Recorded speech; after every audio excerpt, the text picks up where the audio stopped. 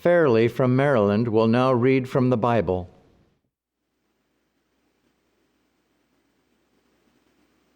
First Kings. The son of the woman, the mistress of the house, fell sick, and his sickness was so sore that there was no breath left in him. And she said unto Elijah, What have I to do with thee, O thou man of God? Art thou come unto me to call my sin to remembrance and to slay my son? And he said unto her, Give me thy son. And he took him out of her bosom and carried him up into a loft where he abode and laid him upon his own bed. And he cried unto the Lord and said, O Lord my God, hast thou also brought evil upon the widow with whom I sojourn by slaying her son?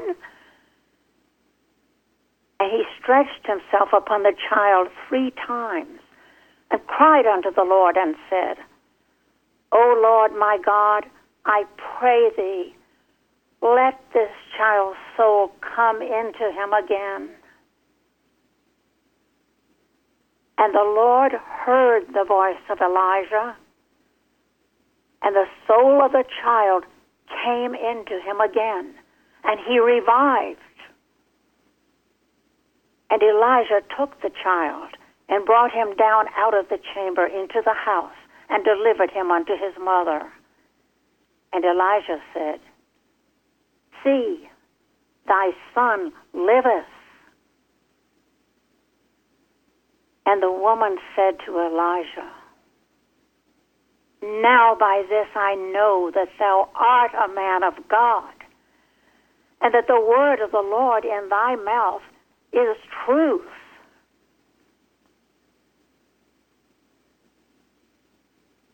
Matthew. When Jesus was come into Peter's house, he saw his wife's mother laid and sick of a fever. And he touched her hand, and the fever left her, and she arose and ministered unto them. When the even was come, they brought unto him many that were possessed with devils, and he cast out the spirits with his word, and healed all that were sick, that it might be fulfilled, which was spoken by Isaiah the prophet, saying, Himself took our infirmities and bare our sicknesses. Luke. And it came to pass, when he was in a certain city, behold, a man full of leprosy, who seeing Jesus fell on his face and besought him, saying, Lord, if thou wilt, thou canst make me clean. And he put forth his hand and touched him, saying, I will, be thou clean.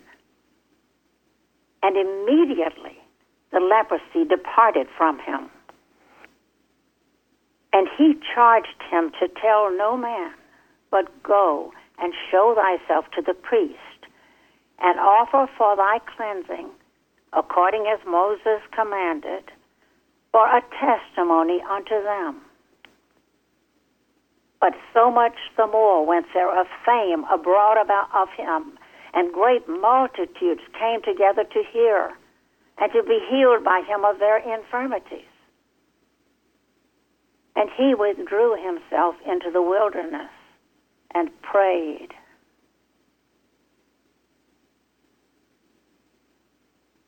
Matthew.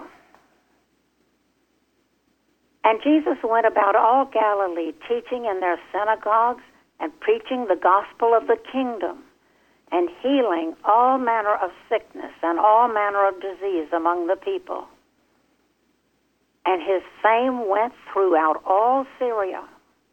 And they brought unto him all sick people that were taken with divers diseases and torments, and those which were possessed with devils, and those which were lunatic, and those that had the palsy, and he healed them.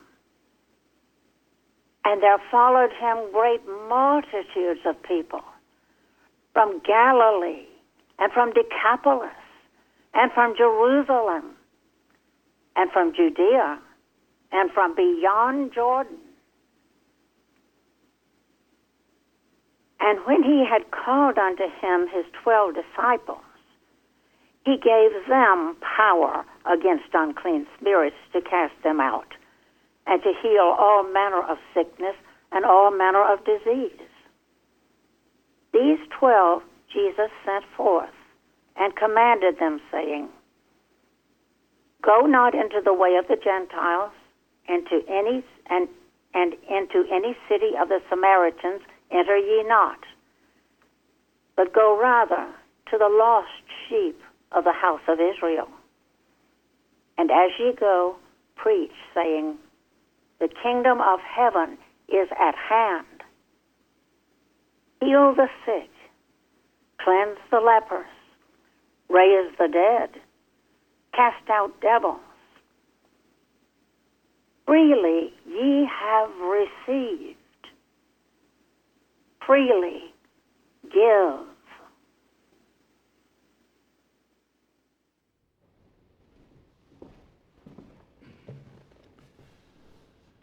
The correlative reading will now be given by Elizabeth from Georgia. I will read from Science and Health with Key to the Scriptures by Mary Baker Eddy. Jesus demonstrated the power of Christian Science to heal mortal minds and bodies. But this power was lost sight of and must again be spiritually discerned, taught, and demonstrated according to Christ's command, with signs following. Its science must be apprehended by as many as believe on Christ and spiritually understand truth. Divine science derives its sanction from the Bible, and the divine origin of science is demonstrated through the holy influence of truth in healing sickness and sin. This healing power of truth must have been far anterior to the period in which Jesus lived. It is as ancient as the Ancient of Days. It lives through all life and extends through all space. Divine metaphysics is now reduced to a system, to a form comprehensible by and adapted to the thought of the age in which we live. This system enables the learner to demonstrate the divine principle upon which Jesus' healing was based and the sacred rules for its present application to the cure of disease. Late in the 19th century, I demonstrated the divine rules of Christian Science. They were submitted to the broadest practical test, and everywhere, when honestly applied under circumstances where demonstration was humanly possible, this science showed that truth had lost none of its divine and healing efficacy, even though centuries had passed away since Jesus practiced these rules on the hills of Judea and in the valleys of Galilee. Christian Science brings to the body the sunlight of truth, which invigorates and purifies. Christian Science acts as an alterative, neutralizing error with truth. It changes the secretions, expels humors, dissolves tumors, relaxes rigid muscles, restores curious bones to soundness. The effect of this science is to stir the human mind to a change of base, on which it may yield to the harmony of the divine mind. Jesus never spoke of disease as dangerous or as difficult to heal. When his students brought to him a case they had failed to heal, he said to them, "O faithless generation," implying that the requisite power to heal was in mind He prescribed no drugs, urged no obedience to material laws, but acted in direct disobedience to them. When the first symptoms of disease appear, dispute the testimony of the material senses with divine science. Suffer no claim of sin or of sickness to grow upon the thought. Dismiss it with an abiding conviction that it is illegitimate, because you know that God is no more the author of sickness than he is of sin. You have no law of his to support the necessity either of sin or sickness, but you have divine authority for denying that necessity and healing the sick. Agree to disagree with approaching symptoms of chronic or acute disease, whether it is cancer, consumption, or smallpox. Meet the incipient stages of disease with as powerful mental opposition as a legislator would employ to defeat the passage of an inhuman law. Rise in the conscious strength of the Spirit of truth to overthrow the plea of mortal mind, alias matter, arrayed against the supremacy of spirit. Mentally contradict every complaint from the body and rise to the true consciousness of life as love, as all that is pure and bearing the fruits of spirit. Fear is the fountain of sickness, and you master fear and sin through divine mind. Hence, it is through divine mind that you overcome disease. Only while fear or sin remains can it bring forth death. To cure a bodily ailment, every broken moral law should be taken into account, and the error be rebuked. Fear, which is an element of all disease, must be cast out to readjust the balance for God. Casting out evil and fear enables truth to outweigh error. The only course to take antagonistic grounds against all that is opposed to the health, holiness, and harmony of man, God's image. The physical affirmation of disease should always be met with the mental negation. Whatever benefit is produced on the body must be expressed mentally, and thought should be held fast to this ideal.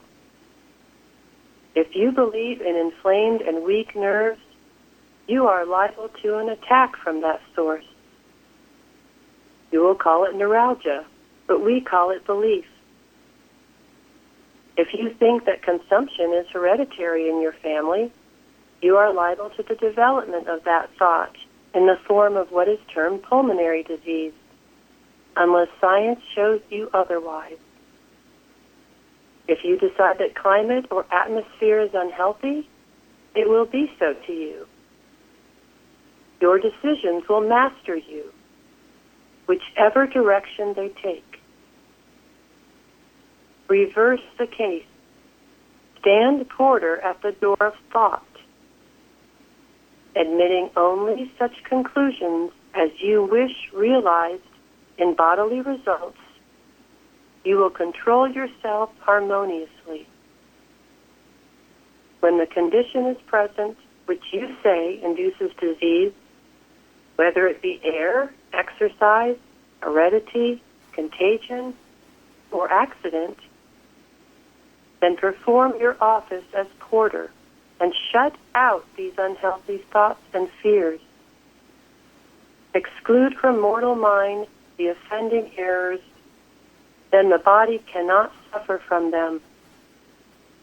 The issues of pain or pleasure must come through mind, and like a watchman forsaking his post, we admit the intruding belief, forgetting that through divine help we can forbid this entrance.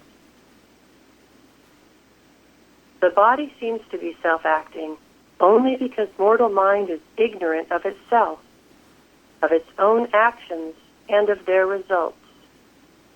Ignorant that the predisposing, remote, and exciting cause of all bad effects is a law of so-called mortal mind, not of matter. Mind is the master of the corporeal senses and can conquer sickness, sin, and death. Exercise this God-given authority. Take possession of your body and govern its feeling and action. Rise in the strength of spirit to resist all that is unlike good.